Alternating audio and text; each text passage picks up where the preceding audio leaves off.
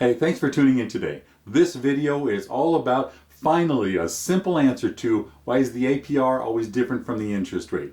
If you've ever had a mortgage, refinanced, or purchased a property, if you ever applied, you've received a disclosure that shows you that an APR that's always different than the interest rate that you're quoted. Why? Where do they get that from? Today I'm going to have plenty of pictures and slides, information, easy, quick, simple solution to why is the APR different from the interest rate and what is it? Tune in.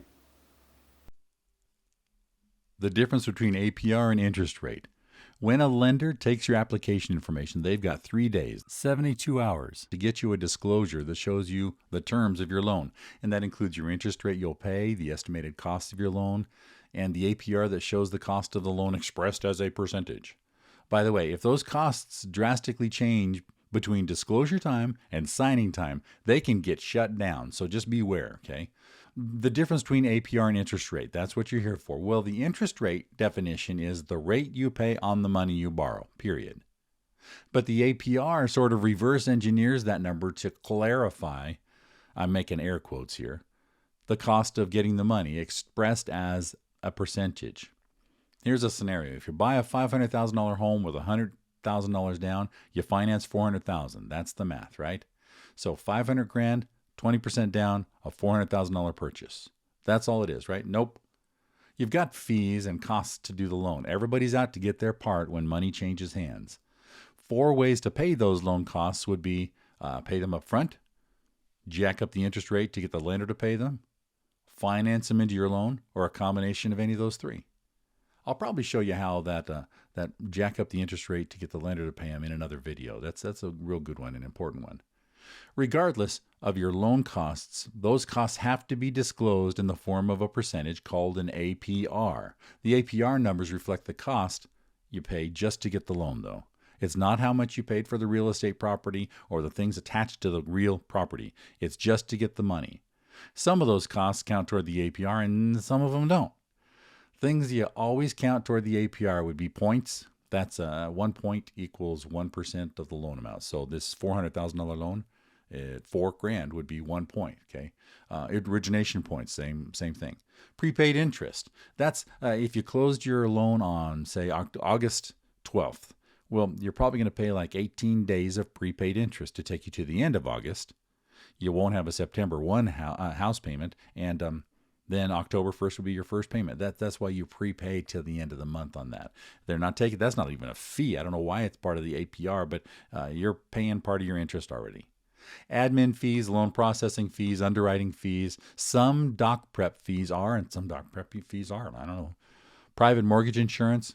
On this scenario, you probably wouldn't have PMI because we're putting 20% down. But if you have private mortgage insurance, that shows up in the APR. Escrow fees and most settlement fees show up too. Things that only sometimes count, depending on how they're worked into the loan, would be a loan app fee or the credit life insurance. Credit life insurance is an extra life insurance policy just on this loan. If you died, it would pay off your mortgage. There are other costs that usually don't go toward the APR, rarely. Those would be like title and abstract fees, attorney fee, notary fees. Some of those doc prep fees that are, home inspection fees, recording fees, and transfer taxes wouldn't be part of the APR. Credit report, no, or an appraisal fee. But that's how it works. Some are, some aren't, and some are sometimes. Now here's how all those numbers work. Oh, before I give you those numbers, I better do a disclaimer. I was a broker, a mortgage broker for a lot of years. I'm not an NMLS loan originator. This is not an offer to buy or sell or finance, blah, blah, blah, blah.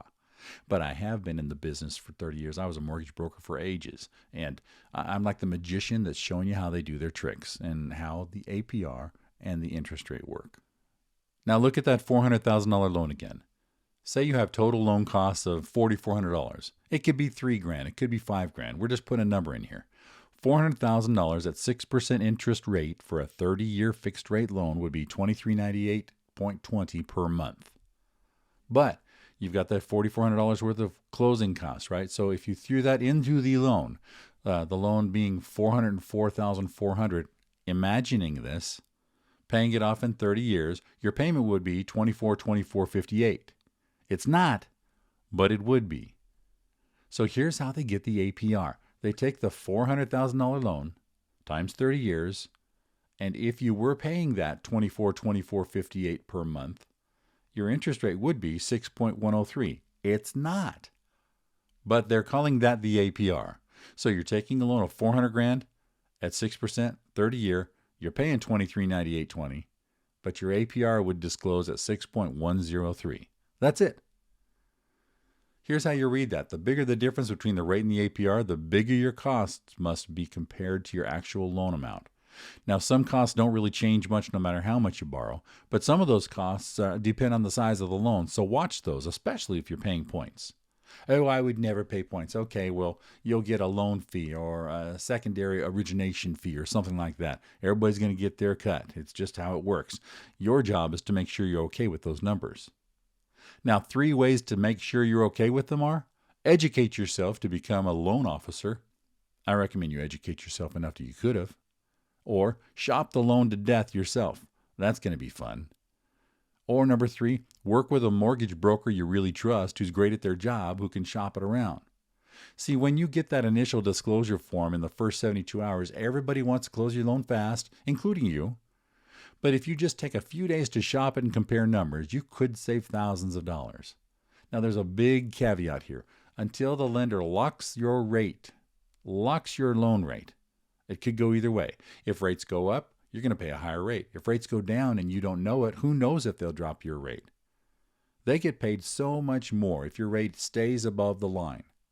And you can't trust the advertisements on the radio or TV or even the erasable board in the lobby of your bank or credit union. Why? Because those numbers are for specific imaginary criteria. And if there's one thing out of place, your price goes up, period. So if you have that third option, somebody who is great with loans and you can trust them, I recommend that one. Notice how I said that. They're great with loans and you trust them. Look, your brother-in-law might have just gotten his mortgage broker's loan originator license. If he doesn't know what he's doing, I don't care. I'm trying to save you money here. So take a look at your disclosures and talk with them about it. Just talking with a loan officer about the fees is more than most people do. So you're going to look smart. And if there's wiggle room and they don't get paid any less, they're going to find you a bargain. It's all about educating yourself on this stuff. So how could you figure the costs on a mortgage? There are 1 million websites out there, but it's a trust thing for me. Just buy a loan calculator for yourself.